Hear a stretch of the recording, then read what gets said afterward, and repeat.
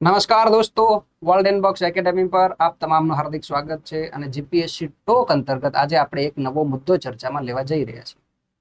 પ્રથમ જે સેશન આપણે કર્યો એ પ્રથમ સેશનમાં તમારો ખૂબ સારો એવો અભિપ્રાય રહ્યો અને એ જ અંતર્ગત વિજ્ઞાન અને ટેકનોલોજીનો એક નવો મુદ્દો ચર્ચા કરવા, વિજ્ઞાનની કેટલીક રસપ્રદ વાનગીઓ તમને ફરીથી પીરસવા માટે આપણે નિકુલ સરને આમંત્રણ આપ્યું છે. Thank you. એટલા માટે નિકુલ સર, તમારું તો સૌપ્રથમ આ ટોકમાં ખૂબ ખૂબ સ્વાગત છે. Thank you. અને સર, વિદ્યાર્થી મિત્રોને એ જણાવશો કે આજે કયા મુદ્દા ઉપર આપણે ચર્ચા કરવાની છે અને આપણા અભ્યાસક્રમને એ મુદ્દો ક્યાં સંલગ્ન છે? ઓકે, તો દોસ્તો, આપ બધા જાણો છો કે વર્લ્ડ ઇન બોક્સે જીપીએસસી ટોક કાર્યક્રમ શરૂ કર્યો છે અને આ જીપીએસસી ટોક અંતર્ગત આપણો મુખ્ય ઉદ્દેશ એ છે કે જીપીએસસીની તૈયારી કરતા ગુજરાતભરના વિદ્યાર્થીઓને જીપીએસસીના સિલેબસ સાથે સંકળાયેલા અલગ અલગ વિષયો, અલગ અલગ ટોપિક, મુદ્દાઓની સરળ સમજૂતી ઉપલબ્ધ થાય એ આપણો પ્રાથમિક ઉદ્દેશ છે. આપણે અગાઉ પણ જે રીતે વશરામ સરે વાત કરી તો આપણો અગાઉ એક સેશન થઈ ચૂક્યો છે જેમાં આપણે ભારતના પ્રક્ષેપણ યાનો એટલે કે સેટેલાઇટ લોન્ચર્સ અથવા લોન્ચ વ્હીકલ્સ વિશે ડિટેલમાં ચર્ચા કરી છે અને આજ આપણે ફરીથી મળી રહ્યા છીએ. તો આજનો આપણો મુખ્ય વિષય, મુખ્ય ટોપિક છે એ છે ગગનયાન મિશન. આ એક ભવિષ્યમાં આયોજિત થનારું મિશન છે. ઈસરોની મુખ્ય કામગીરી આ મિશન સાથે સંકળાયેલી છે. એટલે કે આ ભારતીય અવકાશ કાર્યક્રમ, બરાબર, ઇન્ડિયન સ્પેસ પ્રોગ્રામનો એક અગત્યનો ઉદ્દેશ અને લક્ષ્યાંક છે. એટલે આ વસ્તુ પ્રિલિમ્સ, મુખ્ય પરીક્ષા અને આગામી સમયમાં વ્યક્તિત્વ કસોટી ઇન્ટરવ્યુમાં પણ વિદ્યાર્થીઓને પ્રશ્ન સ્વરૂપે આ અંગે બાબતો પૂછવામાં આવી શકે, માહિતી માંગવામાં આવી શકે. તો પ્રિલિમ્સમાં સૌથી પહેલા આપણે વાત કરીએ મિત્રો, તો GS2 જે આપણું બીજા નંબરનું સામાન્ય અધ્યયનનું જે પ્રશ્નપત્ર છે તેમાં આપણે વિજ્ઞાન ટેકનોલોજીમાં અંતરિક્ષ ટેકનોલોજી ત્રીજા નંબરનો ટોપિક છે. એમાં આ મુદ્દો એની સાથે જોડાય છે. અને એવી જ રીતે મુખ્ય પરીક્ષામાં GS3માં સાયન્સ અને ટેકનોલોજી અંતર્ગત પણ ત્રીજા નંબરનો ટોપિક છે, જેની અંદર ઈસરોનું ભૂતકાળ, વર્તમાન અને ભવિષ્યની આયોજનો આવું સ્પષ્ટપણે આપણા સિલેબસમાં લખાયેલું છે. તો આ જે મિશન છે એ ભવિષ્યનું મિશન છે. અને આ ગગનયાન મિશન અંતર્ગત આપણે સૌ પ્રથમ વખત ભારત સ્વદેશી રીતે પોતાના 3 અવકાશ યાત્રીઓને અવકાશની સફરે મોકલવાનું છે. અને જો ખાસ ધ્યાન રાખજો, માત્ર સફરે મોકલવાના જ છે એવું નથી, પણ પાછા સહી સલામત સુરક્ષિત રીતે એમને પાછા રિટર્ન પણ લાવવાના છે. પૃથ્વી ઉપર સહી સલામત એમનું ઉતરાણ પણ કરવાનું છે. તો આ અંગે આપણે આજના મુખ્ય મુદ્દા તરીકે ચર્ચાઓ બધી કરવાની છે. ઓકે સાહેબ, ગગનયાન વિશે એવું કહેવાય છે વર્તમાનમાં કે પીએમ મોદી જે છે આ ફાઉન્ડેશન સ્ટોન એનો રાખેલો છે. સાથે સાથે એવું કહેવાય છે કે આ મિશન એક અસામાન્ય મિશન છે. જી, તો એની પાછળનું શું કારણ છે કે આ મિશન અસામાન્ય મિશન કહેવાય છે? ઓકે, જો મિત્રો, માનનીય વડાપ્રધાન શ્રી નરેન્દ્ર મોદીજીએ વર્ષ 2018માં સ્વતંત્ર દિવસે નિમિત્તે જે પોતાનું ભાષણ આપેલું, ત્યારે લાલ કિલ્લા પરના ભાષણમાં આ વાતનો ઉલ્લેખ કરેલો કે આગામી સમયમાં ભારત જ્યારે અમૃતકાળ ઉજવતું હશે, એટલે કે વર્ષ 2022, એટલે કે ભાઈ આઝાદીના 75 વર્ષ પૂરા થાય, બરાબર, તો એ સમયગાળા દરમિયાન ભારતના લોકો, ભારતના અવકાશ યાત્રીઓ સફળતાપૂર્વક અવકાશની સફર કરી ચૂક્યા હશે. બરાબર, આ પ્રકારની વાત સાહેબે પણ કરેલી છે. અને એમ છતાં હજુ આ 2024 સુધી મિશન પૂર્ણ નથી થયું. એટલે આ મિશન છે એ થોડુંક એક્સટેન્ડેડ, યસ, કે આ મિશન થોડુંક કહી શકાય કે અનેક પ્રકારની કસોટીઓ ધરાવે છે, કહી શકાય કે પડકારો ધરાવે છે. આમાં મુખ્ય બાબત એ છે દોસ્તો કે અત્યાર સુધી ઈસરોએ જે સેંકડો મિશન અભિયાનો હાથમાં લીધા છેલ્લા 60 વર્ષની અંદર, બરાબર, તો એ જે અભિયાનો છે એ બધામાં માનવ અભિયાનો નથી હાથ ધરવામાં આવેલા. એટલે કે એ બધા મશીન આધારિત અભિયાનો છે. સેટેલાઇટ લોન્ચ કર્યા છે, એ બધા ઇન્સ્ટ્રુમેન્ટલ આપણા બધા ફ્લાઇટ્સ ને પ્રયોગો રહેલા છે. પણ ફર્સ્ટ ટાઈમ આપણે માનવને અવકાશમાં મોકલવાની જહેમત ઉઠાવવાની છે. એટલે આ મિશન બાકીના અભિયાનો કરતા અસામાન્ય મિશન સાબિત થાય છે, કારણ કે આપણે સહી સલામત રીતે ત્યાં લોકોને મોકલવા અને પાછું સહી સલામત એ લોકો ત્યાં પ્રયોગો કર્યા પછી એ લોકો ભારત પરત આવે. તો એટલા માટે બાકીના અભિયાનો કરતા આ મિશન ઘણું બધું અગત્યનું મિશન થાય છે. ઓકે, તો હવે ભારતે જે છે એ પોતાના ભારતીય નાગરિકોને જે છે એ અવકાશમાં મૂકવાની શરૂઆત કરી છે, મતલબ કે કરશે ભવિષ્યમાં જ્યારે પણ હાથ ધરશે. તો અવકાશ વિશે સાહેબ થોડી ડિટેલ આપશો કે ક્યાંથી આ વાતાવરણ જે છે અવકાશની સ્ટાર્ટિંગ થાય છે અને ક્યાં સુધી આ લોકો કઈ કક્ષામાં જે છે એ જવાના છે? બરાબર, હવે જો મિત્રો તમે આમ તો આ શબ્દ ઘણી બધી વખત સાંભળ્યો હશે, જેને આપણે અવકાશ, અંતરિક્ષ અથવા તો સ્પેસ કહીએ. તમે બીજો એક શબ્દ પણ સાંભળ્યો હશે, સ્કાય અથવા આકાશ. તો આ બંનેની વચ્ચે એક ભેદ છે. જ્યારે કોઈ વ્યક્તિ એમ કહે કે ભાઈ આપણે અવકાશની સફરે જવાનું છે, અથવા તો કોઈ વ્યક્તિને આપણે અંતરિક્ષ યાત્રી, ઓકે, આવા કોઈ શબ્દ સાથે જોડીએ છીએ, ત્યારે એનો મતલબ એમ થાય છે કે આ વ્યક્તિ પોતે પૃથ્વીની સપાટીથી આશરે 100 કિલોમીટરની ઊંચાઈ સુધી પહોંચ્યો છે. અને 100 કિલોમીટરની ઊંચાઈ કે એનાથી પણ દૂર, બરાબર, 200, 300, 400 કિલોમીટર સુધી એ જાય છે. મિનિમમ જે અહીંયા રેન્જ છે એ 100 કિલોમીટરની છે. આ વાત તમારે ધ્યાનમાં રાખવાની. એટલે જે 100 કિલોમીટરની ઊંચાઈ ઉપર આપણે એક આર્ટિફિશિયલી, એટલે કે કૃત્રિમ રીતે, એક આભાસી રીતે એક વિભાજન રાખીએ છીએ. ઓકે, પૃથ્વીનું એટમોસ્ફિયર એટલે કે પૃથ્વીનું વાતાવરણ અને પૃથ્વીનું જે બાહ્ય અવકાશ છે એટલે કે એક્ઝોસ્ફિયર એટલે કે સ્પેસ, અને પૃથ્વીના એટમોસ્ફિયરની વચ્ચે એક આપણે ઇમેજનરી એટલે કે કાલ્પનિક રીતે એક ભેદ રેખા નક્કી કરીએ, એને કર્મન રેખા કહેવાય. બરાબર છે. કર્મન રેખા છે થિયોડાર વાન કર્મન નામના અમેરિકન સાયન્ટિસ્ટ છે, એના દ્વારા આ કલ્પના કરવામાં આવેલી. એટલે 100 કિલોમીટરની ઊંચાઈ છે, બરાબર, ત્યાં સુધીનો જે એરિયા છે એ અર્થનું એટમોસ્ફિયર એરિયા, એને આપણે સ્કાય તરીકે ડિસાઇડ કરી શકીએ, ડિસ્ક્રાઇબ કરી શકીએ. પણ 100 કિલોમીટરથી ઊંચાઈ ઉપર તમે જ્યારે જાઓ છો ત્યારે અવકાશ શરૂ થાય, આવું આપણે કહી શકીએ છીએ. એટલે ખાસ ધ્યાન રાખવાનું છે, 1960ના વર્ષમાં આ આંતરરાષ્ટ્રીય સ્તર ઉપર સ્વીકૃતિ પામેલી એક વિભાવના છે. એટલે જ્યારે પણ અવકાશમાં જવાની વાત આવશે એટલે તમારે હંમેશા યાદ રાખવાનું, પ્રિલિમના દૃષ્ટિકોણથી, બરાબર છે, અથવા તો ઇન્ટરવ્યુના દૃષ્ટિકોણથી, કે વ્યક્તિએ મિનિમમ 100 કિલોમીટરની ઊંચાઈ સુધી તો જવાનું છે. એને કહેવાય કર્મન રેખા. બરાબર, કર્મન રેખા સુધીનો એરિયા છે. યસ. ઓકે, હવે અત્યારે સાહેબ IPL ચાલે છે અને લોકો સ્કાય ઇઝ ધ લિમિટ એવા શબ્દો યુઝ કરતા કરે છે. બરાબર છે. માનવ હંમેશાથી અવકાશ પ્રત્યે આકર્ષિત હતો. ચોક્કસ. ભારતે અથવા તો વિશ્વના કયા દેશોએ એ શરૂઆત કરી કે જ્યારે કોઈ નાગરિક, કોઈ વ્યક્તિ જે છે એ કર્મન રેખાને પારિત કરીને અવકાશમાં જાય છે? ઓકે, ખૂબ સરસ ક્વેશ્ચન છે. ફિલોસોફિકલ વાત પણ વશરામ સરે આપણને કરી. માનવ હંમેશાથી કુદરતની અલગ અલગ કળાઓથી અચંબો પામતો આવ્યો છે, આશ્ચર્યચકિત થતો આવ્યો છે, વિસ્મયમાં ગર્ત રહેતો આવ્યો છે. તો દોસ્તો, આ આખી જે બાબત છે ને એ સેકન્ડ વર્લ્ડ વોર પછીના સમયની અંદર ખૂબ ઝડપથી આગળ વધેલી બાબત છે. આપણે બધા તમે જાણો છો કે ભાઈ 1939 થી 1945 સુધી જે સેકન્ડ વર્લ્ડ વોર ચાલ્યું, આ દ્વિતીય વિશ્વયુદ્ધ પછી જે બે મહારથીઓ વિજેતા દેશ તરીકે ઉભરી આવ્યા, એમાં એક છે United states of America, US, અને બીજું સોવિયત સંઘ, જેને આપણે USSR તરીકે ઓળખીએ. આ બંનેની વચ્ચે ટેકનોલોજીના ક્ષેત્રમાં કહી શકાય કે એક પ્રકારનો સંઘર્ષ જોવા મળ્યો, સ્પર્ધા જોવા મળી. એકબીજા કરતા આગળ નીકળવાની, એકબીજાને પાછળ રાખવાની એક હોડ ઊભી થઈ, જેને આપણે શીત યુદ્ધ કહીએ, ઠંડુ યુદ્ધ કહીએ, કોલ્ડ વોર કહીએ. તો કોલ્ડ વોર છે એ માત્ર લડાઈના રણમેદાન પૂરતું સીમિત નથી, પણ કોલ્ડ વોરનો એરિયા દોસ્તો તમામ ક્ષેત્રમાં છે, ઇન્ક્લુડિંગ સાયન્સ, ઇન્ક્લુડિંગ ટેકનોલોજી. બરાબર. તો આ આખી ઘટનામાં અવકાશ સુધી પહોંચવું, સેટેલાઇટ્સ સ્થાપિત કરવા, આ બધી બાબતોનો સમાવેશ થાય. સૌથી પહેલા 1957ના વર્ષમાં સોવિયત સંઘે દુનિયાનો પહેલો કૃત્રિમ ઉપગ્રહ લોન્ચ કર્યો, સ્પુતનિક 1, અને એના વળતા જવાબ તરીકે 1958માં USA એક્સપ્લોરર 1 લોન્ચ કર્યો. તો આ મશીન હતા, ઓકે, ઇન્સ્ટ્રુમેન્ટ્સ હતા. પણ જ્યારે આપણે માણસની વાત કરીએ દોસ્તો, તો એમાં સોવિયત સંઘ આગળ નીકળે છે. એનો જે કોસ્મોનોટ શબ્દ પણ રશિયા દ્વારા વાપરવામાં આવે છે. અવકાશ યાત્રીને લોકો કોસ્મોનોટ્સ કહે છે. એમની જે અંતરિક્ષ એજન્સી છે એમનું નામ પણ રોસકોસ્મોસ છે, અને કોસ્મોસનો મતલબ પણ બ્રહ્માંડ જેવો થાય છે.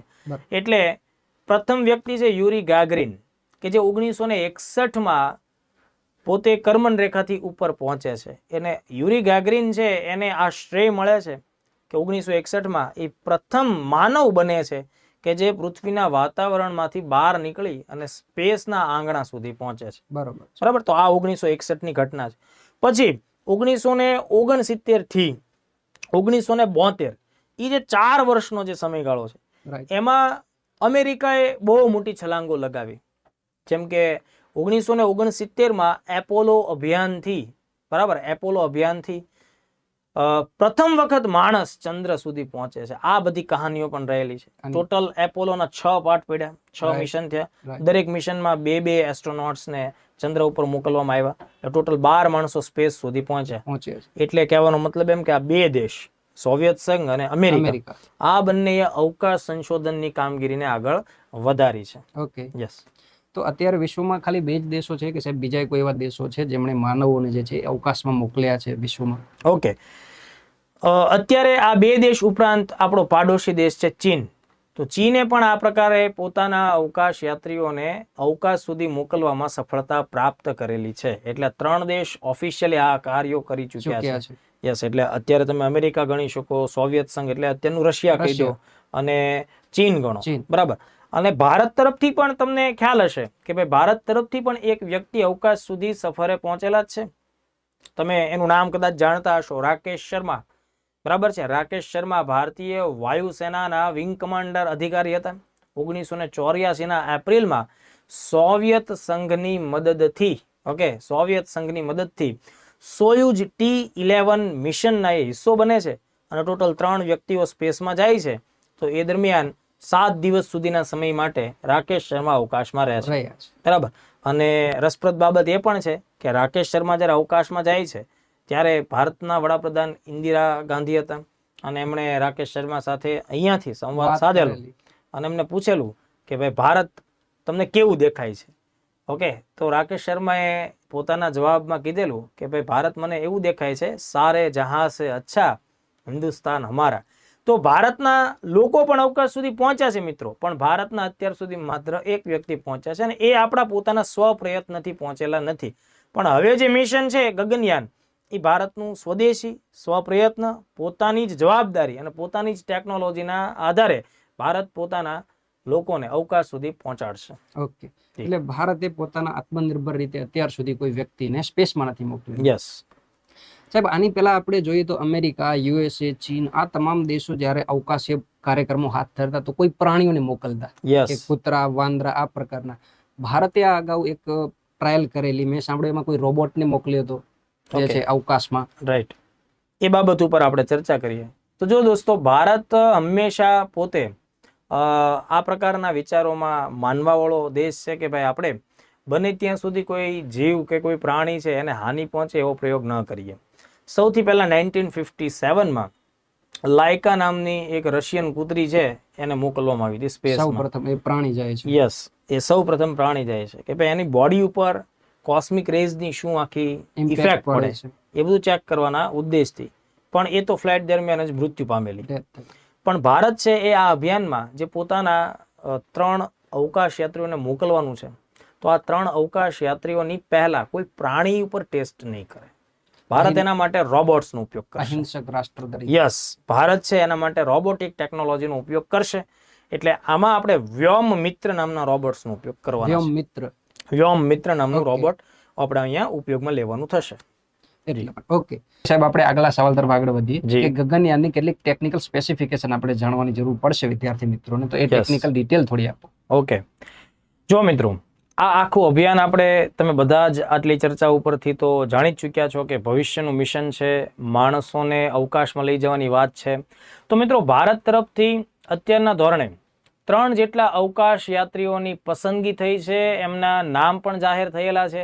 આ 3 અવકાશ યાત્રીઓ ભારતથી ઉડાન ભરશે અને સ્પેસમાં, એટલે કે લો અર્થ ઓર્બિટ, એટલે કે નિમ્ન ભૂકક્ષામાં આશરે 400 કિલોમીટરની ઊંચાઈ પર આ લોકો 3 દિવસ જેટલો સમય પસાર કરશે એક ક્રૂ મોડ્યુલની અંદર. બરાબર.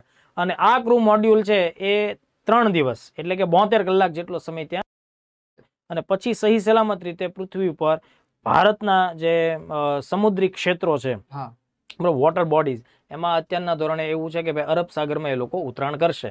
તો તમને આ સવાલ પ્રિલિમ્સમાં પણ પૂછાયેલો છે. છેલ્લી ક્લાસ 1-2 પ્રિલિમ્સમાં આ ક્વેશ્ચન છે મિત્રો.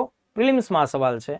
સવાલ એવી રીતે છે કે ભાઈ 400 કિલોમીટરની ઊંચાઈ જે મેં તમને કીધી એ પણ પ્રિલિમમાં પૂછાય છે. કઈ ઓર્બિટ કહેવાય છે? યસ, એ લો અર્થ ઓર્બિટમાં એમને ત્યાં 3 દિવસ જેટલો સમય પસાર કરવાનો છે. આ સમય છે ને જે 3 દિવસ, એ પણ પ્રિલિમના પ્રશ્નમાં સામેલ છે. કેટલા સમય સુધી? યસ, શરૂઆતમાં મિત્રો ખાસ ધ્યાન રાખજો કે શરૂઆતમાં 7 દિવસનો સમય કન્સિડર કરવામાં આવતો હતો, પણ અત્યારે ઈસરોની વેબસાઇટ ઉપરની જે લેટેસ્ટ ઇન્ફોર્મેશન આપણને મળવા પાત્ર થાય છે એ માહિતી આપણને એવું કહે છે કે ભાઈ 400 કિલોમીટરની ઊંચાઈ ઉપર આ 3 અવકાશ યાત્રીઓનું જે ક્રૂ મોડ્યુલ છે એ 3 દિવસ જેટલો સમય પસાર કરી છે. હવે મિત્રો ખાસ ધ્યાન રાખજો, સરે આપણને જે ટેકનિકલ પ્રશ્ન કે જે તમારે જાણવો ખૂબ જરૂરી છે, તો આ જે ઉડાન છે ને એના 3 ભાગ પડશે. મતલબ કે ગગનયાન મિશનના 3 પાર્ટ પડવાના છે. પ્રથમ 2 વખતની જે ઉડાન છે મિત્રો, એ હ્યુમેનોઇડ રોબોટ્સ એટલે કે માનવ જેવા દેખાવ, આકાર, કદ, ઊંચાઈ, આપણું જે ચામડી જે મટીરિયલથી બનેલી છે એનાથી જે રોબોટની ઉપરની સ્કિન તૈયાર કરવામાં આવે છે. યસ, કે ભાઈ આ પ્રકારે પહેલા 2 મિશન છે ને મિત્રો, ગગનયાન 1 અને ગગનયાન 2 તરીકે આપણે જેને ઓળખીએ છીએ, એ રોબોટિક મિશન હશે. જે આપણે અગાઉ પણ ચર્ચા કરી, એને નામ આપ્યું છે વ્યોમ મિત્ર, જે ફિમેલ જેન્ડર તરીકે લુક વાઇઝ આપણને જોવા મળે છે. યસ, એને નામ વ્યોમ મિત્ર આપણે આપ્યું છે, બરાબર. અને એ ઇનર્શિયલ સિસ્ટમ યુનિટ જે તિરુવનંતપુરમ ખાતે છે વિક્રમ સારાભાઈ સ્પેસ સેન્ટરમાં, એના દ્વારા આ આખા રોબોટ્સ તૈયાર કરવામાં આવેલા છે. ઓકે, તો આ રોબોટ્સ છે એના દ્વારા 2 મિશન મોકલીશું. આ 2 મિશન દરમિયાન જો કોઈ ટેકનિકલ ખામી હશે તો એ આપણની સામે આવશે. ત્યાં ગયા પછી કેવા પ્રકારનું બિહેવિયર, કોસ્મિક રેઝની શું, યસ, હ્યુમેનોઇડ ઉપર કેવી અસર થાય છે, આ બધામાં જે કાંઈ પણ ટેકનિકલ બાબતો હશે, કોઈ ખામી હશે અથવા કોઈ જગ્યાએ આપણને સુધારો કરવાની જરૂરિયાત અનુભવાશે તો એ કરશું. અને ત્યારબાદ ત્રીજી જે ફ્લાઇટ છે એ હ્યુમન સ્પેસ ફ્લાઇટ હશે, જેની અંદર આપણે આ માણસોને મોકલવાના છે.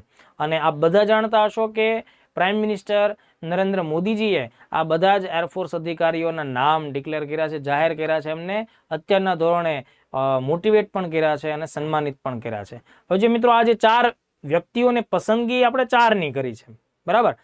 આ પૈકી 3 ગ્રુપ કેપ્ટન છે, એટલે કે ભારતીય વાયુસેનામાં એમનો હોદ્દો ઊંચા લેવલનો ગણાય. એમની પાસે ક્રિટિકલ કન્ડિશનમાં ફ્લાઇંગની જે એક્સપિરિયન્સ છે, ઓકે, ઉડાનની જે કલાકો છે એ વધારે ગણાતી હોય છે.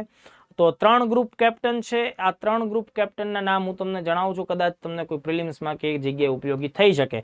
એમાં સૌથી પહેલા છે ગ્રુપ કેપ્ટન પ્રશાંત નૈયર, ઓકે, બરાબર. ત્યારબાદ ગ્રુપ કેપ્ટન છે અજીત કૃષ્ણન, અને ત્યારબાદ છે ગ્રુપ કેપ્ટન અંગદ પ્રતાપ, બરાબર. અને આ ઉપરાંત એક વિંગ કમાન્ડર WC, વાયુસેનામાં ગ્રુપ કેપ્ટન થી નીચેનો એક હોદ્દો હોય છે, વિંગ કમાન્ડર શુભાંશુ શુક્લાને પણ ટ્રેનિંગ આપવામાં આવેલી છે. તો મિત્રો ખાસ ધ્યાન રાખજો કે 4 વ્યક્તિઓના નામ ઓળખ જાહેર થયા છે, પણ ઉડાનમાં તો 3 જ થશે, બરાબર. એટલે વિદ્યાર્થીઓ ખાસ ધ્યાન રાખવું, કદાચ પ્રિલિમ્સમાં તમને આ પ્રકારનો ગૂગલી ક્વેશ્ચન આપે કે ભાઈ ગગનયાન અંતર્ગત કેટલા ભારતીય અવકાશ યાત્રીઓને આપણે અવકાશમાં મોકલીશું, તો તમે જોયું હશે કે ભાઈ 4 વ્યક્તિઓના ફોટા જોયા હશે, 4 વ્યક્તિઓના નામ જોયા હશે, અને તમે કદાચ 4 ઓપ્શનને ટીક મારી દો તો જશે એક્ઝેક્ટલી 3.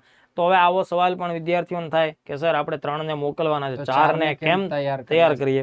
હું તમને સમજાવું. આપણે અગાઉ પણ વાત કરી મિત્રો કે જેવી રીતે આપણે અગાઉ પણ સ્પેસમાં રાકેશ શર્મા 1984માં સોવિયતની મદદથી ગયા હતા, ત્યારે પણ મિત્રો આપણે ભારતીય વાયુસેનામાંથી રાકેશ શર્માની સાથે જ રવીશ મલ્હોત્રા નામના વાયુસેનાના અધિકારીને પણ ટ્રેનિંગ આપેલી. ઓકે, બંને વ્યક્તિને સોવિયત સંઘમાં અવકાશ યાત્રા માટે જરૂરી હોય એવી તમામ ટ્રેનિંગ આપેલી. રાઈટ. બની શકે કે કદાચ જતી વખતે જવાના સમય સુધીમાં કદાચ માનો કે રાકેશ શર્માને કોઈ પ્રશ્ન ઊભો થયો, કોઈ કારણોસર જઈ શકતા નથી, તો આપણી પાસે સ્ટેન્ડ બાય કન્ડિશનમાં એક અવકાશ યાત્રી હાજર હોવા જોઈએ. એવી જ રીતે અહીંયા શુભાંશુ શુક્લા છે, એ સ્ટેન્ડ બાય કન્ડિશનમાં એને ટ્રેનિંગ આપવામાં આવેલી છે. તો આ રીતે આ આટલો મુદ્દાઓ છે. યસ, આ વિદ્યાર્થીઓને ખૂબ ઉપયોગી સાબિત થશે. જી, ઓકે. હવે સાહેબ ઈસરો જે છે એ સૌ પ્રથમ વખત માનવ મિશન જે છે એ લોન્ચ કર્યું છે. અત્યાર સુધી એણે ઘણા બધા સેટેલાઇટ લોન્ચ કર્યા છે, GSLV ના ઘણા બધા મિશનો એમણે પાર કર્યા છે. આની માટે સ્પેસિફિકલી આપણે કયું લોન્ચ વ્હીકલ યુઝ કરવા જઈ રહ્યા છીએ? ખૂબ સરસ. ઓકે, તો મિત્રો આપણી પાસે આપણે બધા જાણીએ છીએ કે જે PSLV, GSLV Mach 2 અને લોન્ચ વ્હીકલ Mach 3 આવા વર્તમાન સમયમાં કાર્યરત હોય એવા 3 અત્યારના ખૂબ જ પ્રોમિનન્ટ આપણા લોન્ચર્સ છે. સાથોસાથ SSLV પણ છે, પણ એ નાના સેટેલાઇટ્સ માટે છે. તો હવે ડેફિનેટલી આ મિશન ખૂબ જ અગત્યનું છે, ખૂબ વજનદાર વસ્તુને આપણે સ્પેસમાં લઈ જવાની છે, બરોબર. એટલે આ આખું જે મિશન છે ને એનું જે મેઇન પેલોડ છે, ઓકે, એને આપણે ઓર્બિટલ મોડ્યુલ એવા નામથી ઓળખીશું. ઓકે, એનું ટોટલ વજન 8.2 ટન છે. ઓકે, ખૂબ વધારે છે, 8.2 ટન. આ ઓર્બિટલ મોડ્યુલ જે છે મિત્રો એ ઓર્બિટમાં પરિક્રમણ કરશે 400 કિલોમીટરની સરેરાશ ઊંચાઈ ઉપર. બરોબર. અને ઓર્બિટલ મોડ્યુલ છે એ ફરીથી બે અલગ અલગ મોડ્યુલ વડે બને છે. ઓકે. એમાં એક છે ક્રૂ મોડ્યુલ, જેમાં આ બધા લોકો અવકાશ યાત્રીઓ Yes. બેસવાના છે. જેની અંદર માઇક્રોગ્રેવિટી ફીલ થશે, પૃથ્વીના વાતાવરણ સમકક્ષ વાતાવરણ ત્યાં રાખવાનો પ્રયત્ન થશે, અને આ 3 ક્રૂ મેમ્બર્સ ત્યાં હાજર રહેશે અને અલગ અલગ એમને જે સોંપવામાં આવેલા ટાસ્ક, જે પ્રયોગ કરવાના છે એ પ્રયોગો કરશે. એ છે ક્રૂ મોડ્યુલ. આ ક્રૂ મોડ્યુલ છે મિત્રો, એ આશરે 5.3 ટન જેટલું વજન ધરાવશે ખૂબ અને એની સાથે જોડાશે ઇન્સ્ટ્રુમેન્ટ્સ અને કંટ્રોલ ને બધા જે કંઈ સેન્સર્સ બધા હશે એની સાથે, એને કહેશું સર્વિસ મોડ્યુલ. બરાબર, સર્વિસ મોડ્યુલ. જે સર્વિસ મોડ્યુલ 2.9 ટન જેટલું વજન ધરાવશે. એટલે જ્યારે આટલું વજન આપણે ઊંચકવાનું હોય તો આપણે બાહુબલીનો સહારો લેવો પડશે. બાહુબલી એટલે આપણે અગાઉના પહેલા સેશનમાં પણ મિત્રો ચર્ચા કરી, લોન્ચ વ્હીકલ મેક 3 LVM3, જેનું ભૂતકાળમાં નામ હતું GSLV મેક 3. તો આપણે GSLV મેક 3 નો ઉપયોગ કરવાના છીએ. ઓકે. અને આ જે ઉડાન છે એ ભવિષ્યમાં શ્રીહરિકોટા આંધ્રપ્રદેશ ખાતે છે. Altitude બરાબર, range. Yes. Sriharikota high altitude range Satish Dhawan space centre, હા, ત્યાંથી આ ઉડાન આગળ વધવાની છે. બરોબર છે. જી. ઓકે, હવે સાહેબ આગળના સવાલ તરફ આગળ વધીએ કે Yes. ઈસરો જે છે, ઈસરો આ પ્રકારના મિશન અગાઉ ક્યારે લોન્ચ કરેલા નથી. યસ. તો આ મિશન અંતર્ગત આપણને ખ્યાલ છે કે ભાઈ લો અર્થ ઓર્બિટમાં જવાના છે, તો એમાં કયા કયા પ્રકારના જોખમ ઇન્વોલ્વ છે? ખૂબ સરસ. જો આ મૂળ પ્રશ્ન છે મિત્રો, આ જોખમોથી, પડકારોથી, ટેકનિકલ કોમ્પ્લેક્સ બાબતોથી ભરેલું મિશન છે. અને નહીતર તો આ મિશનને 2022 સુધીમાં લોન્ચ થઈ જવાનું હતું, એની જગ્યાએ થોડો સમય લાગ્યો, બીજા 3 જેટલા વર્ષ પણ લાગ્યા. તો એની પાછળ ઘણા બધા પડકારો છે. ઓકે, અને આ પડકારો છે એને એવી રીતે આપણે સોલ્વ કરવાના છે કે આમાં આપણને ચોક્કસપણે સફળતા પ્રાપ્ત થાય. તો હવે જુઓ, તમને જ્યારે આ પ્રશ્ન છે ને મુખ્ય પરીક્ષામાં પણ અલગથી પૂછી શકાય કે ભાઈ ગગનયાન મિશન સામે રહેલા પડકારો જણાવો. તો ઘણા બધા પડકારો છે. તો સૌથી પહેલો પડકાર મિત્રો મારે તમને જે સમજાવવાનો છે તે કે જો દોસ્તો, અત્યાર સુધીના મિશનની કમ્પેરિઝનમાં ઈસરોનું આ મિશન છે ને ખૂબ ખર્ચાળ છે. સૌથી કોસ્ટલી. યસ, કારણ કે આની કોસ્ટ અંદાજિત અત્યારના ધોરણે રૂપિયા 10,000 કરોડ રૂપિયા જેટલો ખર્ચ છે. રૂપિયા 10,000 કરોડનો ખર્ચ. મોટી રકમ કહેવાય. બરાબર. હવે આ રકમની તુલના તમે એ રીતે કરી શકો કે ભાઈ સમગ્ર અવકાશ વિભાગનું જે ચાલુ વર્ષનું જે બજેટ છે મિત્રો, એ 13,042 કરોડ રૂપિયાનું છે. જો તમે આગલા વર્ષનું એનું બજેટ વિચારો દોસ્તો, તો એ 12,000 કરોડ રૂપિયાની આસપાસનું એનું વાર્ષિક બજેટ છે. હવે જ્યારે આખા ડિપાર્ટમેન્ટ ઓફ સ્પેસ એનું બજેટ, એનું ટોટલ બજેટ 12-13,000 કરોડ રૂપિયા હોય, 90% રકમ તો ખાલી. યસ, એમાંથી મેક્સિમમ રકમ તમે જ્યારે કોઈ એક મિશન ઉપર નાખો છો, એટલે સૌથી મોટો પડકાર તો આર્થિક બાબતોનો પડકાર આપણને રહે છે. ચોક્કસપણે. બરાબર, તો આર્થિક પડકાર. અને જો વિજ્ઞાન ટેકનોલોજી રિલેટેડ દોસ્તો તમને કોઈ પણ પ્રશ્ન મુખ્ય પરીક્ષામાં પૂછાય છે અને એના સામે રહેલા પડકારો જ્યારે આપણને પૂછાય ત્યારે તમે યાદ રાખો, આ એક પદ્ધતિ છે અથવા તો આ એક ચોક્કસ બાબત છે કે આર્થિક પડકારો તો હંમેશા રહેશે જ. જો તમે પછી સિલિકોન ચિપ બનાવવા માટે પ્રોજેક્ટ બનાવશો, હા, કે તમે ગ્રીન હાઇડ્રોજન ઉત્પાદન માટેના પ્રોજેક્ટ બનાવશો, કે તમે નેનો ટેકનોલોજી કે નેનો મટીરિયલ તરફ આગળ વધશો, બધાની અંદર તમારે જોશે પૈસા, ખૂબ મોટું જંગી રોકાણ જોશે ભાઈ, તો તમે આ કામ કરશો. તો આ જ વસ્તુ આપણને ગગનયાનના કેસમાં પણ લાગુ પડતું જોવા મળે છે. તો પહેલો પ્રશ્ન, પહેલો પડકાર આર્થિક પડકાર છે. બરાબર. એ સિવાય ઘણા બધા ટેકનિકલ પડકાર છે. જેમ કે હમણાં જ આપણે વાત કરી કે લોન્ચ વ્હીકલ મેક 3 નો આપણે અહીંયા ઉપયોગ કરવાનો છે. તો લોન્ચ વ્હીકલ મેક 3 થિયરીની દ્રષ્ટિએ ઈસરો તો આપણને એવું કહે છે કે ભાઈ આ જે સિસ્ટમ છે ને બાહુબલી, હા, એ 8 થી 10 ટન જેટલું વજન Lift લો અર્થ કરી. ઓર્બિટમાં લઈ જઈ શકે છે. ઓકે. પણ આ થિયરી છે. આજ સુધી પ્રેક્ટિકલી ક્યારે એપ્લાય યસ, કરેલું? બાહુબલી લોન્ચ વ્હીકલ મેક 3 એ પ્રેક્ટિકલી એટલું વજન સ્પેસ સુધી લઈ ગયું હોય એવું ઉદાહરણ નથી. આ પહેલો પ્રયાસ. આ પહેલો પ્રયત્ન રહેશે ઓકે. કે આટલું ઊંચું વજન, આટલું વજનદાર વસ્તુને ત્યાં સુધી લઈ જવાનું છે. એટલે આ પડકાર બહુ જ અગત્યનો પડકાર રહેશે. બરાબર. ત્યારબાદ ત્રીજો પડકાર દોસ્તો એ રહેશે કે ભાઈ દાખલા તરીકે આપણે અહીંયાથી લોન્ચ વ્હીકલને લોન્ચ કરીએ છીએ, એ દરમિયાન જો કોઈ ટેકનિકલ ખામી સર્જાય તો આ ટેકનિકલ ખામીનો સામનો આપણે કરવો પડે. જેમ કે હું તમને એક એક્ઝામ્પલ આપું કે ભાઈ વર્ષો પહેલા 1986ના વર્ષમાં ઓકે. 1986ના વર્ષમાં નાસાએ પોતાના 7 અવકાશ યાત્રીઓને અવકાશમાં પહોંચાડવા માટે મોકલવા માટે થઈને ચેલેન્જર નામનું એક મિશન લોન્ચ કર્યું હતું, જેનું લોન્ચ વ્હીકલ હતું આખું અભિયાનનું નામ ચેલેન્જર છે. ઓકે. Challenger mission. આ ચેલેન્જર મિશન દોસ્તો જેવું અહીંયાથી પૃથ્વી પરથી ઉડાન ભરે છે ને એની અમુક સેકન્ડો પહેલા જ પૃથ્વીના વાતાવરણમાં જ ટેકનિકલ ખામીને લીધે બ્લાસ્ટ થઈ ગયું. બરોબર. એટલે સ્પેસ સુધી પહોંચ્યું જ નહીં. Complete. યસ, મિશન તો ઇનકમ્પ્લીટ રહ્યું, પણ દુર્ભાગ્યની વાત એ છે કે ચેલેન્જરના 7 અવકાશ યાત્રીઓના કરુણ મૃત્યુ થયા. જીવ ગુમાવ્યા એમને. યસ, હવે આ પ્રકારનું હ્યુમન રિસોર્સ ગુમાવવું એટલે કોઈ પણ દેશ માટે, કોઈ પણ સ્પેસ એજન્સી માટે, બરાબર, એમના આત્મવિશ્વાસને ધક્કો પહોંચે આ પ્રકારની બાબત થાય છે. એટલે 7 અવકાશ યાત્રીઓ એમણે ગુમાવ્યા. તો સેમ કેસ, માનો કે આપણું અહીંયાથી ગગનયાન મિશન લોન્ચ થાય છે, એ દરમિયાન આવી કોઈ ટેકનિકલ ખામી સર્જાણી, બરાબર, અને કોઈ એક્સિડન્ટ થાય છે, તો આપણે એનાથી બચવું જોઈએ. તો આ પડકાર છે. હવે એના સોલ્યુશન માટે થઈને ઈસરો કેટલીક સિસ્ટમ પણ વિકસાવે છે કે જેથી આ નાગરિકોના જીવ બચે. યસ, આપણા અવકાશ યાત્રીઓના જીવ જીવ બચે. બચે. તો આપણે શું કરીએ એના માટે? આપણે પેડ એબોટ સિસ્ટમ ડેવલપ કરી છે. પેડ એબોટ આ એક તમારે ટેકનિકલી નવો શબ્દ ધ્યાનમાં આવે છે. પેડ એબોટ કયો, અથવા તમે ક્રૂ એસ્કેપ સિસ્ટમ પણ કહી શકો. ક્રૂ એટલે જે અવકાશ યાત્રીઓ છે, જેમાં બેઠેલા છે. યસ. એસ્કેપ એટલે ત્યાંથી ભાગી છૂટવું, અને સિસ્ટમ એટલે એના માટેની પ્રણાલી. એટલે ક્રૂ એસ્કેપ સિસ્ટમ એટલે ખામી સર્જાતા ઇમરજન્સી બટન દબાવવાથી આખા જે સ્ટ્રક્ચરની અંદર રહેલું જે ક્રૂ મોડ્યુલ છે ને એ એ અલગ થઈ જશે. ખૂબ ઝડપથી, અતિશય ઝડપથી આ આખી જગ્યાથી દૂર ધકેલાઈ જશે. ઓકે. અને પછી એ લોકો પેરાશૂટ દ્વારા ધીમે ધીમે સહી Landing સલામત કરી શકે. લેન્ડિંગ કરી શકે. એમનો જીવ બચી જશે. યસ, એટલે આ એક પડકાર છે, અને એના નિરાકરણ માટે ઈસરોએ already pad abort test conduct કર્યા છે.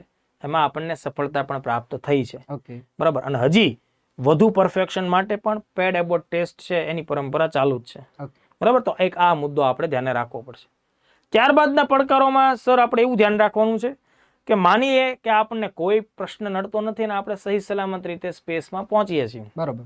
જે આપણું મૂળ ગંતવ્ય છે ઓકે. 400 કિલોમીટરની ઊંચાઈ. લીઓ ઉપર. યસ, લો અર્થ ઓર્બિટમાં. પછી દોસ્તો સાચી કસોટી શરૂ થવાની છે. દાખલા તરીકે ત્યાં 400 કિલોમીટરની ઊંચાઈ એટલે મિત્રો વાતાવરણનું એ ઉષ્મા આવરણ હોય, થર્મોસ્ફિયર. ઓકે.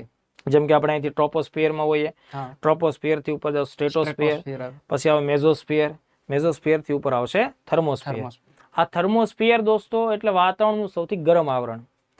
અને બીજું કે આપણે વાત કરીએ છીએ ઓઝોન લેયર, તો ઓઝોન લેયર સમતાપ આવરણમાં હોય. હા. તો ત્યાં તો કોઈ ઓઝોન લેયર છે નહીં, એટલે સૂર્ય તરફથી આવતા તમામ પ્રકારના સૌર વિકિરણોનો સામનો આ આખા ઓર્બિટલ મોડ્યુલે કરવાનો રહેશે. ઓકે. એક તો તાપમાન ઊંચું છે અને સતતપણે સૌર વિકિરણો આવવાના છે. દબાણ જે છે. યસ. બીજી એક ખાસ બાબત સમજજો, આ 2024-25 નો સમય છે, સોલર સાયકલનો સમય છે. ઓકે. એટલે સૌર જ્વાળાઓ પણ વિસ્ફોટ થવાની છે. બહાર આવતી હોય છે. બરાબર. એટલે આ અત્યારે સોલર સાયકલનો ટાઈમ છે. એટલે સૂર્યમાંથી જે વિકિરણો નીકળે છે એનું જે બ્લાસ્ટિંગ થાય છે, ઇન્ટેન્સિટી જે છે. બરાબર, એ સૌર જ્વાળાઓ પણ વધુ માત્રામાં 2025માં આપણને જોવા મળવાની છે. એટલે આ પડકાર છે.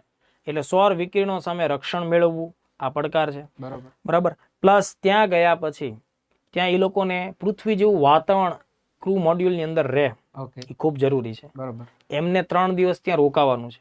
એટલે એમના માટે એમનો ખોરાક, સ્પેસ મેડિસિન, આ બધી વ્યવસ્થા કરવી ખૂબ જરૂરી છે. બરોબર. એના માટે એમનું શારીરિક માનસિક રીતે ઘડતર થવું ખૂબ જરૂરી છે, જેની ટ્રેનિંગ ઓલરેડી આપણે રશિયાની મદદથી એમ અત્યારે લીધેલી છે, અને ઓલરેડી અત્યારે બેંગલુરુમાં એમની ટ્રેનિંગ ચાલુ છે. બરાબર. બરોબર. સ્પેસ મેડિસિન અને સ્પેસ ફૂડ બાબતે આપણે ફ્રાન્સનો સહયોગ પણ લઈએ છીએ. એટલે આંતરરાષ્ટ્રીય સહયોગ. યસ, પણ આવે છે. આંતરરાષ્ટ્રીય સહયોગ છે. આ આખા મહત્વાકાંક્ષી અભિયાનમાં દોસ્તો આ અવકાશ યાત્રીઓને ટ્રેનિંગ આપવી, બરાબર, પછી એમનું ત્યાં સ્પેસ મેડિસિન, સ્પેસ ફૂડ, આ બધા માટે આપણે રશિયા, ફ્રાન્સ આ બધા દેશની મદદ લઈ રહ્યા છે. એટલે 2 દેશો અત્યારે આમાં આપણને માર્ગદર્શન આપી રહ્યા છે. કારણ કે રશિયા પાસે ખૂબ બધો મોટો અનુભવ છે અવકાશ યાત્રીઓને ત્યાં મોકલવાનો, અને લાંબા સમય સુધી રશિયન લોકો સ્પેસમાં રહે છે. રહ્યા છે. દાખલા તરીકે તમે લોકો કદાચ હજી હમણાં જ એક નામ સાંભળ્યું છે, ઓલેગ કોનોનેન્કો. ઓકે. આ ઓલેગ કોનોનેન્કો છે, એ રશિયન અવકાશ યાત્રી છે, જેણે અત્યાર સુધીમાં વર્લ્ડ રેકોર્ડ બનાવ્યો છે સૌથી વધુ સમય, સૌથી લાંબો સમય સ્પેસમાં રોકાવાનો. તો ઓલેગ કોનોનેન્કો, આવા કેટલાય ઉદાહરણો આપણે રશિયા પાસેથી મળે છે. આ લેટેસ્ટ હતું એટલે મેં તમને જણાવ્યું. તો ત્યાં પહોંચ્યા પછી સ્પેસ મેડિસિન, વિકિરણો સામેનું રક્ષણ, ક્રૂ મોડ્યુલની અંદર એન્વાયરમેન્ટલ સપોર્ટ સિસ્ટમ, આ બધા પડકારો છે જ. તો એ બધું હોવું ખૂબ જરૂરી છે. એ સિવાયના પડકારોમાં ત્યાં ગયેલા ક્રૂ મેમ્બર્સની સાથે સતતપણે કમ્યુનિકેશનમાં રહેવું, એમની પરિસ્થિતિની જાણકારી દરેક સેકન્ડની રાખવી એ જરૂરી છે. બરોબર. આના માટે અત્યારના જે સેટેલાઇટ જે કમ્યુનિકેશનમાં વપરાય છે એનો ઉપયોગ નહીં થાય. ઓકે. એના માટે તમારે અલગથી એક સિસ્ટમ ડેવલપ કરવી પડશે અને એ છે Indian data relay satellite system. Okay. એને આપણે IDRSS SS. આવા નામથી ઓળખીએ.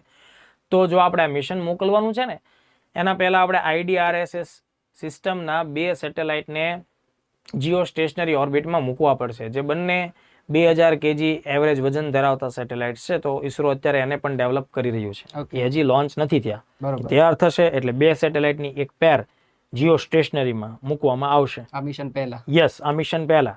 અને આ મિશનને એ સપોર્ટ કરશે, હા. સતતપણે કમ્યુનિકેશનમાં રાખશે. બરોબર. તો આ એનો મેઇન એક અગત્યનો ટાર્ગેટ છે.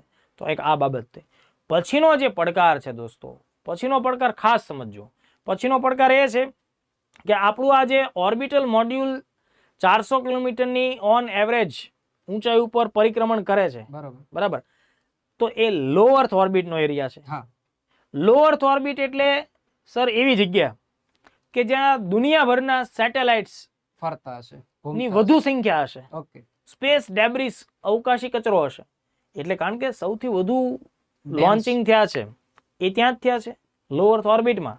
એટલે જૂના સેટેલાઇટનો કાટમાળ, બરાબર, એનો ભંગાર જેને કહી શકીએ, એ બધું ત્યાં આજની તારીખે તે ઘૂમતું ફરતું રહે હશે.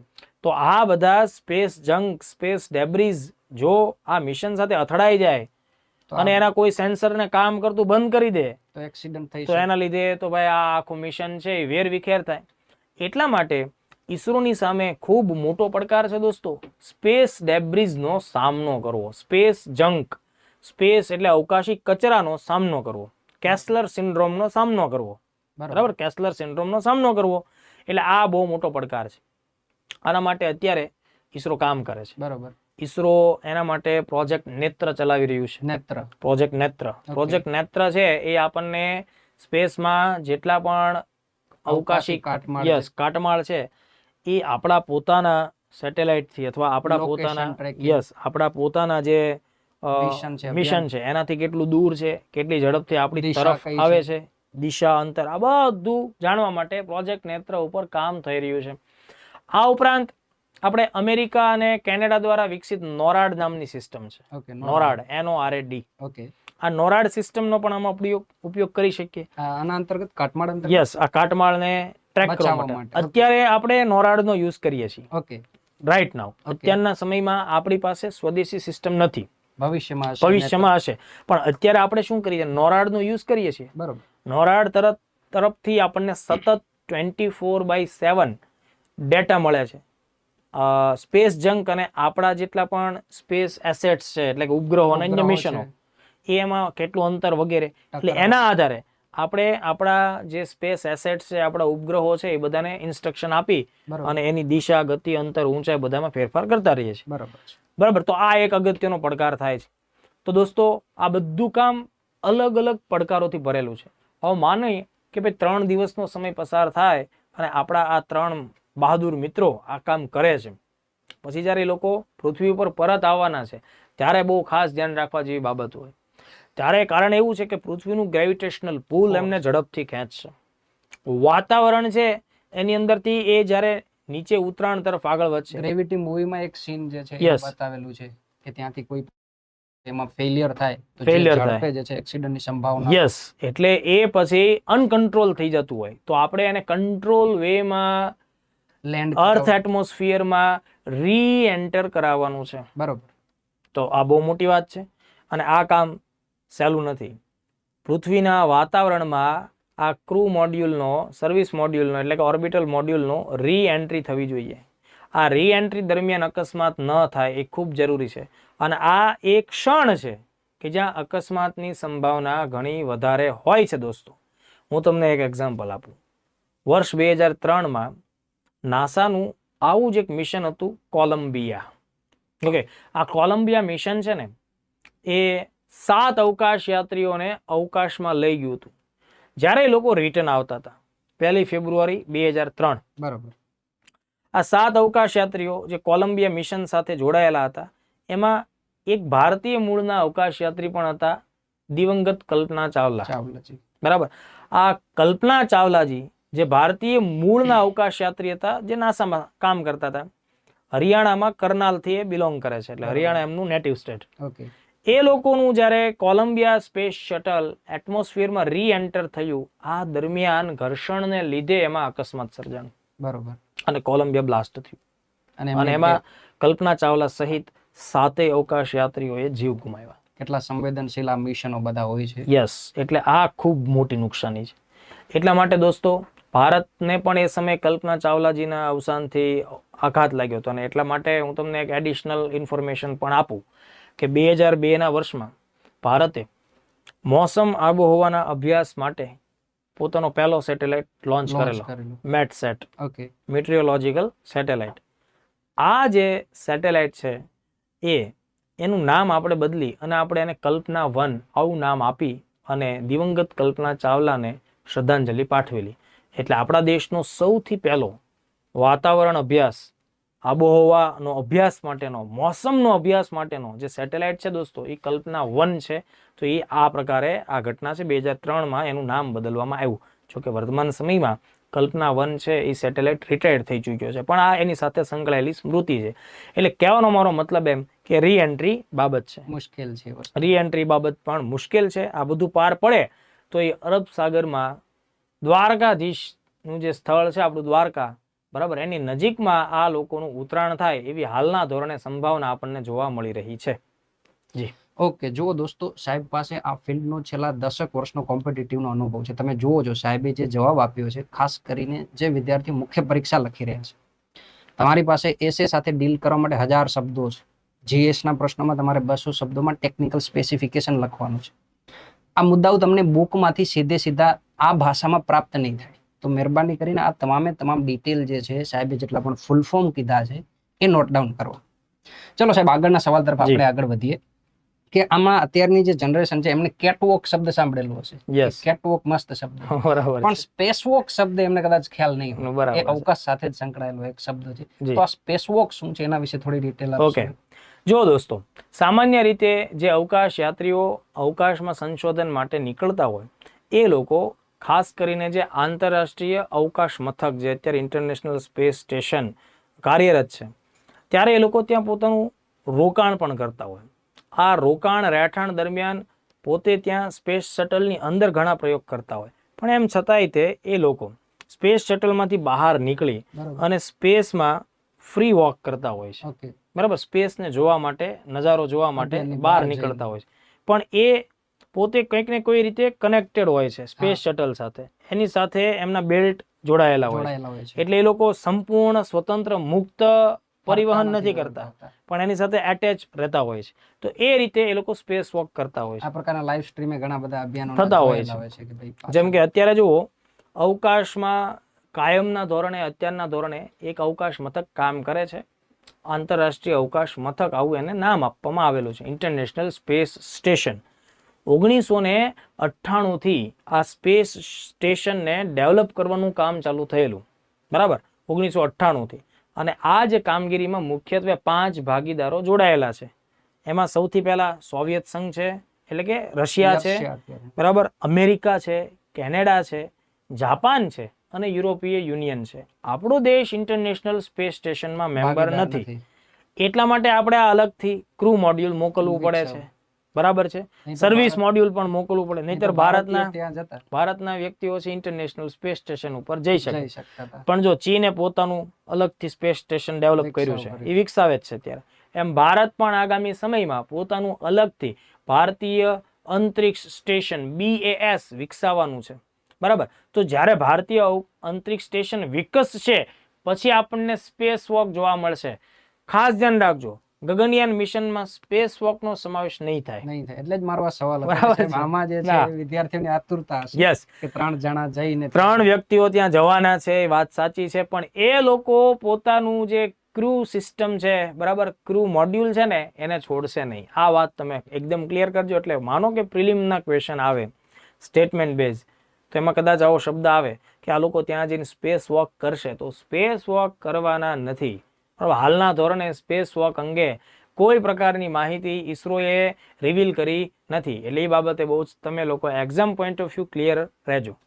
ઓકે. હવે આ ઇન્ટરનેશનલ સ્પેસ સ્ટેશન પણ ચર્ચામાં હતું ગઈ વર્ષે Yes. જ્યારે રશિયા યુક્રેનનું યુદ્ધ હતું, તો જી. રશિયા એમાંથી લિફ્ટ થવાની ધમકી ને એ બધી આપી હતી.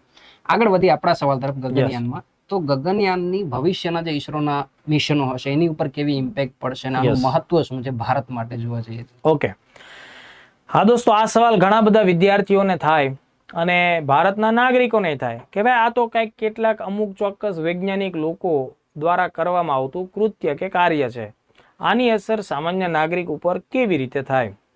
બરાબર, આ મિશનથી આપણને શું શું ફાયદા થાય? હા. તો જો દોસ્તો, આનું મહત્વ તમને પૂછી શકાય એક્ઝામમાં. બરાબર, તો આના મહત્વ ઉપર તમારી પાસે ઇનફ આન્સર હોવો જોઈએ કે જેના આધારે તમે આવા મહત્વપૂર્ણ ક્વેશ્ચનને ટેકલ કરી શકો, ડીલ કરી શકો. સૌથી પહેલો મુદ્દો દોસ્તો એ કે જ્યારે આપણો દેશ કોઈ પણ અગત્યની મહત્વની સિદ્ધિ પ્રાપ્ત કરે છે, ત્યારે બીઇંગ ઇન્ડિયન, એક ભારતીય નાગરિક તરીકે આપણી સાથે એ ગૌરવ જોડાય છે. એટલે આનાથી રાષ્ટ્ર ભાવનાને વેગ મળે છે, રાષ્ટ્ર ગૌરવમાં વધારો થાય છે, દેશની પ્રેસ્ટીજમાં વધારો થાય છે. દાખલા તરીકે હું તમને સમજાવું કે ભાઈ વર્લ્ડ કપ ક્રિકેટ રમાતો હોય અને Bharat world cup cricket trophy final મેચમાં જીતે છે, બરાબર. તો એનાથી કઈ સીધું સામાન્ય નાગરિકને કોઈ ફાયદો નથી જવાનો. નથી આવવાના કંઈ. સમજમાં આવે છે આખી વાત? પણ એની હેપીનેસમાં વધારો થશે, Obviously. એના ગૌરવમાં વધારો થશે. ખુશી ઓકે, થશે એને. યસ, એ વાતનું ગૌરવ લેશે કે ભાઈ આપણે વર્લ્ડ કપ જીત્યો. આપણે એમ નથી કહેતા કે ભાઈ ઇન્ડિયન ક્રિકેટ ટીમે વર્લ્ડ કપ જીત્યો. એવી જ રીતે જ્યારે આપણે હારતા હોઈએ છીએ ને ત્યારે એમ થાય કે ભારત હારી ગયું. બરાબર, એટલે આ ઇમોશન વાળો મુદ્દો પણ છે. જોડાયેલો છે. એટલે રાષ્ટ્રવાદ, રાષ્ટ્રીય ભાવના, રાષ્ટ્રનું ગૌરવ, તો આ બધા મુદ્દા એની સાથે સંકળાયેલા છે. તો પહેલો તો આનો મહત્વ એ છે કે આ રાષ્ટ્રીય મહત્વનું કામ કરે છે. અને દોસ્તો, શા માટે ન હોય? જ્યારે દુનિયામાં 200 થી વધારે દેશો હોય અને એમાં માત્ર 3 જ દેશ અત્યાર સુધીમાં અવકાશ સુધી માણસને સહી સલામત લઈ ગયા હોય, અને પછી જો ભારત ચોથા દેશ તરીકે આ કામ કરે છે, ત્યારે આ ભારતની ટેકનોલોજી પ્રદર્શનમાં ખૂબ સારી પ્રગતિ કહી શકીએ.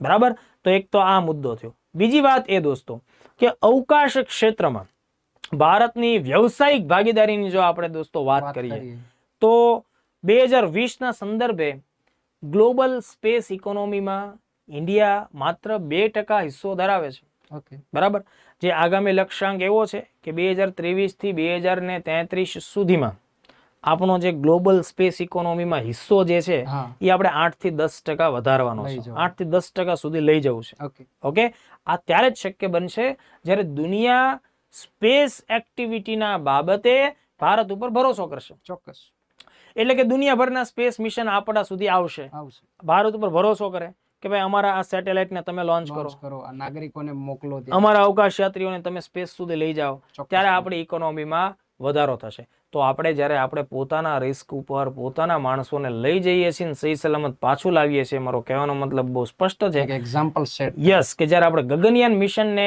પાર પાડીએ દોસ્તો, ત્યારે એના લીધે વિશ્વભરના દેશો ભારત તરફ મીટ માંડશે.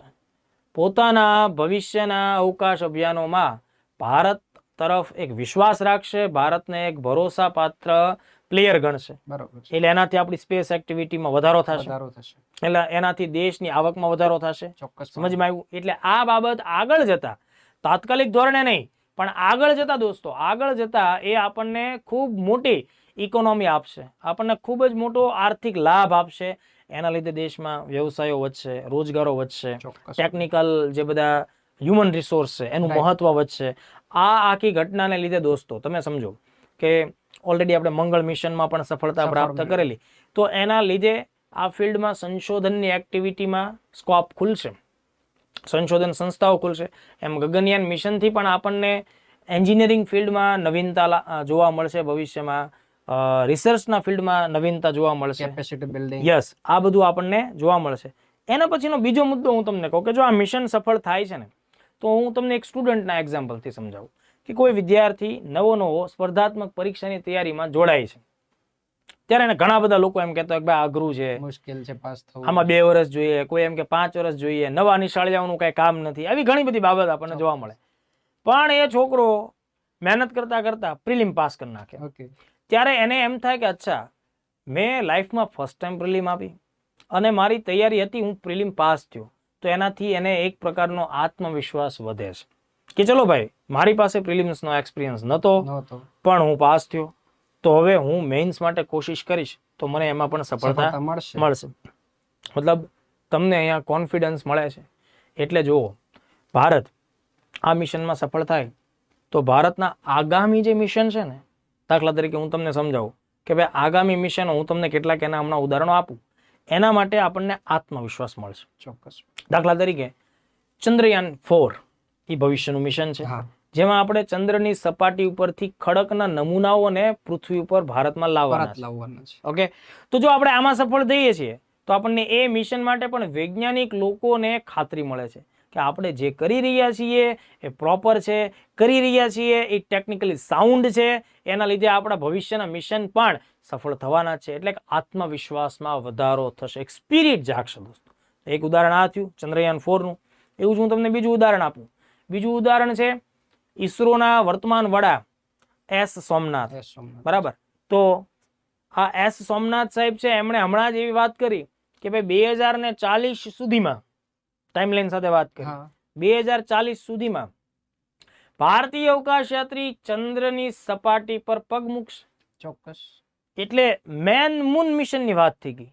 તો હવે આ ભારત ખાલી મશીન રમકડા મૂકવા વાળો દેશ નથી.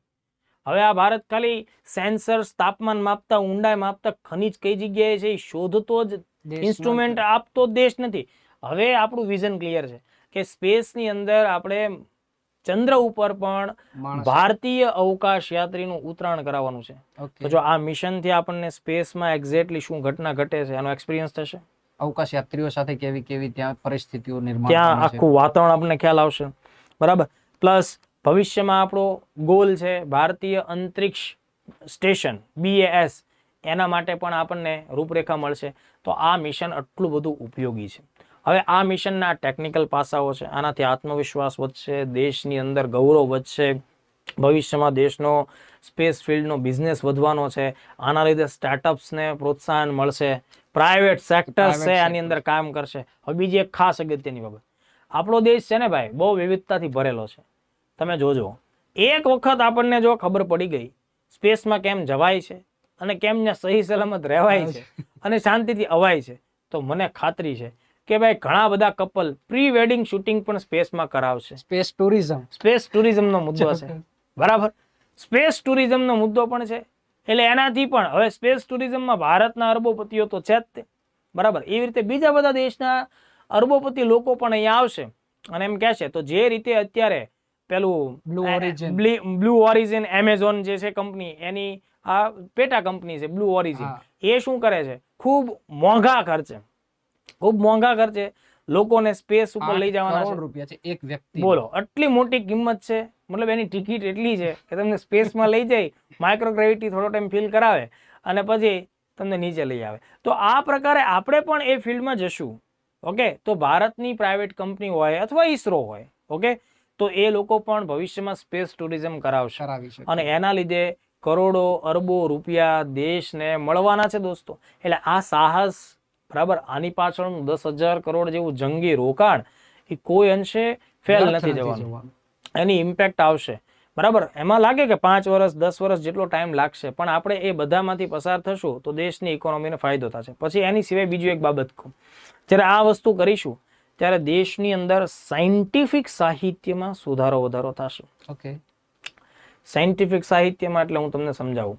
તમે માર્વેલ મૂવીઝ જોયા હશે, જેની અંદર હોલીવુડ વાળા મંગળ ઉપર મોકલે છે માણસોને આર્ટિફિશિયલી, એવેન્જર સિરીઝ, બીજા ગ્રહ ઉપર જતા હોય આ તે. તો હું આના ઉપરથી કલ્પના કરું કે બને કે અક્ષય કુમાર જેવા લોકો ભવિષ્યમાં આ પ્રકારનું ગગનયાન મિશન પણ મૂકે. બરાબર, એમણે બનાવેલા છે, ઘણા બધા મૂવી બને. આના ઉપરથી નવલકથાઓ પણ લખી શકાય. સમજાય છે આખી વાત? એટલે સાહિત્યનો વિકાસ પણ આની સાથે સંકળાયેલો છે. પેપર જે છે યસ. અત્યારે જો દોસ્તો તમે કોઈ પણ સ્ટુડન્ટને પૂછો ને, સ્કૂલમાં ભણતા છોકરાઓને, કે ભાઈ તારે મોટા થઈને શું બનવું છે, એની પાસે જવાબ નથી કે મારે અવકાશ યાત્રી બનવું છે. ચોક્કસપણે. એટલે કે આપણા દેશના છોકરાઓ, યુવાનો, શિક્ષણ મેળવતા વિદ્યાર્થીઓ, ઇવન શિક્ષકો, એ લોકોની પાસે સ્પેસ ફિલ્ડની અંદર કરિયર બની શકે આ પ્રકારની કોઈ વિગત નથી, કોઈ વિઝન નથી, વિઝન નથી. કેમ તો કે એના માટેનું ટેમ્પરામેન્ટ ડેવલપ નથી થયું. કેમ તો કે ભાઈ સ્પેસ ફિલ્ડમાં ચોક્કસ કહી શકાય એવી આપણી પાસે શું નથી, એક એવી કોઈ ઇકોસિસ્ટમ નથી. એવી કોઈ ઇકોસિસ્ટમ નથી. પણ આજે યુરોપની અંદર, અમેરિકા, કે જેની તો આબાદી ખૂબ ઓછી છે ભાઈ. હવે અમેરિકા મૂળ 33-34 કરોડ જેટલી આશરે આબાદી ધરાવતો દેશ છે, ચોક્કસ. પણ દુનિયાની સ્પેસ ઇકોનોમીને લીડ કરે છે ભાઈ. સૌથી વધારે બરાબર. યસ, દુનિયાની સ્પેસ ઇકોનોમીને લીડ કરે છે. આપણે એના કરતા 110 કરોડની આબાદી વધારે ધરાવતા માણસો છીએ, તો આપણા કરતા તો બહુ ઓછી આબાદી ધરાવતો દેશ સ્પેસ ઇકોનોમીને લીડ કરે છે. તો એની પાછળના કારણો શું? ભૂતકાળમાં એમણે કરેલા સાહસો, જે એમણે એપોલો મિશન મોકલ્યા, નીલ આર્મસ્ટ્રોંગ સહિતના માણસોએ જે વિશ્વ વિક્રમ સર્જ્યા, એની અસર એ સમયના નાના વિદ્યાર્થીઓથી લઈને સંશોધકો સુધી પહોંચી અને એ લોકોના મનમાં આ વિઝન ક્લિયર થયું. કદાચ બની શકે કે અત્યારે આઈપીએલ નો જે રીતે ક્રેઝ છે દોસ્તો, એ જોતા છોકરો એવું વિચારી શકે કે હું ભવિષ્યમાં રોયલ ચેલેન્જર્સ બેંગલુરુ માટે રમીશ, જે અત્યારે બિચારા જીતતા નથી તો હું જીતાડીશ. અથવા એમ કે હું ભવિષ્યમાં એમઆઈ નો પ્લેયર હોઈશ, કે ભવિષ્યમાં સીએસકે છે એનો પ્લેયર. એવું શા માટે? તો કે આઈપીએલ શરૂ થઈ ને એટલા માટે. જો શરૂ ન થઈ હોત તો આ વિઝન જ ન આવે. બરાબર. તો અહીંયા વિઝનની વાત છે કે આ કામ કરવાથી ભારતની અંદર એવા યુવાનો પણ બનશે કે જે એવું વિચાર છે કે ભાઈ આપણે બીજું કાંઈ નથી કરવું, આપણે એક દિવસ સ્પેસ માટેનું કામ કરવાનું થાય છે. એટલે આ બધી બાબતો આની સાથે સંકળાયેલી છે.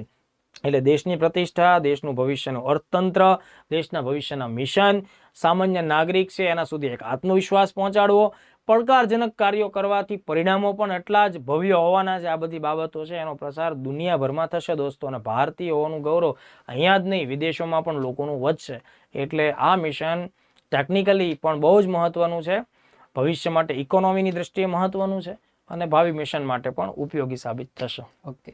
હવે સાહેબ આપણે જોઈએ તો નાસા જે છે, એ નાસા અત્યારે વર્જિન ગેલેક્ટિક્સ છે, બ્લુ ઓરિજિન છે, સ્પેસએક્સ છે, આની સાથે મિશનો કરે છે. યસ. અને જે લિફ્ટ ઓફ માસ અથવા તો તમે કહી શકો લોન્ચિંગ વ્હીકલ છે, એ તૈયારી કરવાની તમામ જવાબદારી એમને કંપનીઓને સોંપી. નાસા સ્પેસિફિકલી રિસર્ચ માટે કામ કરે છે. યસ. તો ભવિષ્યમાં આ ભૂમિકા ઈસરોને પણ પ્રાપ્ત થઈ શકે. ચોક્કસ. બહુ જ અગત્યની બાબત આપણે અહીંયા ચર્ચામાં લેવાની છે મિત્રો. સ્પેસ પોલિસી આપણી જે છે 2023, એમાં બહુ સ્પષ્ટપણે આ વાતનો ઉલ્લેખ કરવામાં આવ્યો છે કે હવેથી Indian Space Research Organisation ISRO જે છે એ પોતાની ઉપર રહેલી પ્રોડક્ટ તૈયાર કરવાની જવાબદારીઓમાંથી મુક્ત થઈ અને એ માત્ર નવીન બાબતો, નવીન સંશોધન, ઇનોવેશન એન્ડ રિસર્ચ આના ઉપર જ ફોકસ કરશે.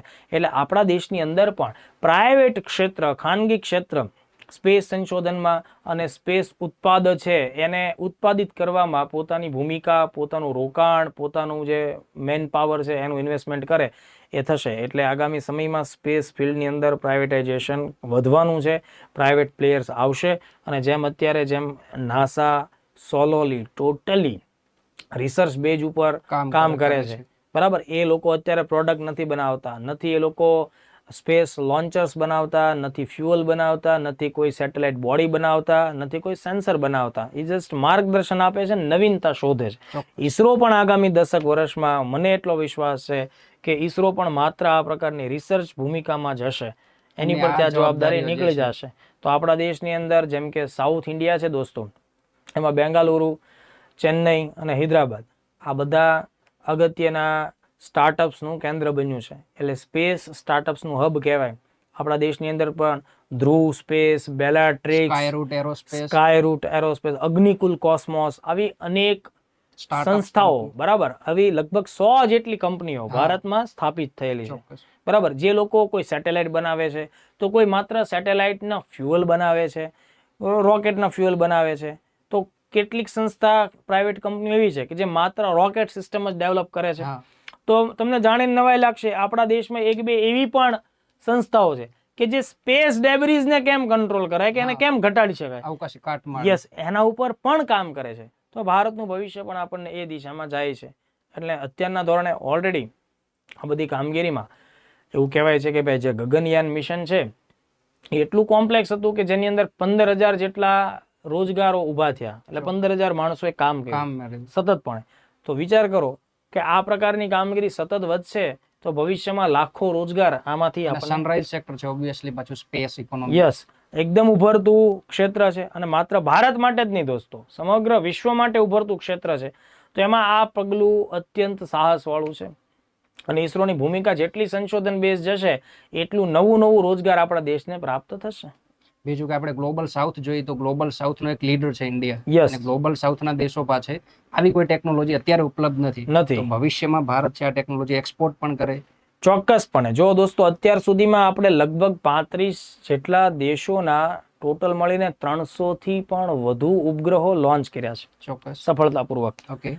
તો ગ્લોબલ સાઉથ નહીં પણ હું તો એમ કહીશ કે આખા ગ્લોબલમાં, Okay. આખા વિશ્વની અંદર ભારત જેટલા સસ્તા દરે, કિંમતની દ્રષ્ટિએ, કોસ્ટ ઓપ્ટિમાઇઝેશન. યસ, જેટલા સસ્તા દરે અવકાશ અભિયાનો કરી રહ્યું છે આટલી આવડત કોઈ દેશ પાસે નથી. ઓકે. એટલા માટે થઈને તો ભાઈ અમેરિકા અને યુકે ને એવા સક્ષમ દેશો હોય તેમના સેટેલાઇટ આપણને ભારત આપે છે. પાસેથી લોન્ચ કરાવે. કારણ કે એ લોકો જો પોતે જાતે લોન્ચ કરવા જાય તો એનો ખર્ચ વધી જાય વધારે છે. જાય છે. અને એના કરતા ઓછા ખર્ચમાં ભારત આ કામ કરે છે. તો ઇન ફ્યુચર વિકાસશીલ દેશો માટે તો ઉમ્મીદનું કિરણ ભારત છે, કારણ કે એમની પાસે આ પ્રકારના અભિયાનો માટેનું માર્ગદર્શન પણ નથી. બેઝિક અભિયાનો માટે પણ એમની પાસે પૂરતી રિક્વાયરમેન્ટ જે છે એ ફૂલફિલ નથી થતી. તો ઇન્ડિયા આ બધા દેશને સપોર્ટ કરે. જેમ કે હું તમને એક એક્ઝામ્પલ આપું કે ભારતે ઓલરેડી દક્ષિણ એશિયાના દેશો છે એને કમ્યુનિકેશનની સુવિધા આપવા માટે થઈને GSAT-9 સેટેલાઇટ લોન્ચ કર્યો છે, ઓકે. જે પાકિસ્તાનને બાદ કરતા અફઘાનિસ્તાન, દેશો જે છે. હા, સાર્કના દેશો, એમાં પાકિસ્તાનને બાદ કરતા નેપાળ, ભૂટાન, બાંગ્લાદેશ, આ બધા દેશોને આપણે કમ્યુનિકેશનની સુવિધા આપીએ છીએ. તો આ પ્રકારના કામ, એટલે એક પ્રકારે સ્પેસના માધ્યમથી તમે સોફ્ટ ડિપ્લોમસી પણ વિકસાવી શકો છો. આંતરરાષ્ટ્રીય સ્તરે તમારું જે પ્રભુત્વ છે એને ડેવલપ કરી શકાય. ઓકે. તો હવે સમાપ્ત કરી સાહેબ આજનો ક્વેશ્ચન. ચોક્કસ. ઓકે, તો દોસ્તો ગગનયાન પરની આપણી જે આજની ચર્ચા હતી અને અહીંયા સુધી રાખીએ છીએ. ઓબ્વિયસલી સાહેબ પાસે ગગનયાનને લઈને એટલું નોલેજ છે કે તમે લોકો સાંજ સુધી આ વિડીયો ચાલુ રાખશો તો પણ સમાપ્ત નથી થવાનો. પણ અહીંયા સુધી આ ચર્ચા રાખીએ છીએ અને સાહેબને એક વખત થેન્ક યુ કહીએ છીએ બધા લોકો કે આ સાહેબ અહીંયા આવ્યા આપણા આમંત્રણને ધ્યાને રાખીને અને આ તમામ ડિટેલ આપણને જણાવી. બીજું કે દોસ્તો આ પ્રકારનું કામ કરવા માટે એક પ્રોત્સાહનની જરૂર પડતી હોય છે. જે લેવલનું રિસર્ચ વર્ક અહીંયા કરવું પડે છે આ તમને ડિલિવર કરવા માટે, આ તમામ કન્ટેન્ટ તમારી પ્રિલિમ, મુખ્ય પરીક્ષા અને ઇન્ટરવ્યુને ધ્યાને રાખીને તૈયાર થાય છે. સર જે છેલ્લા 1 કલાકમાં આપણને નોલેજ આપે છે આ નોલેજ તમને તમામ સ્ટેજ પાર કરવા માટે જરૂરી છે. અને આ કાર્ય કરવા માટે પ્રોત્સાહનની જરૂર પડે છે. તમારા લોકોના પ્રોત્સાહનની જરૂર પડશે.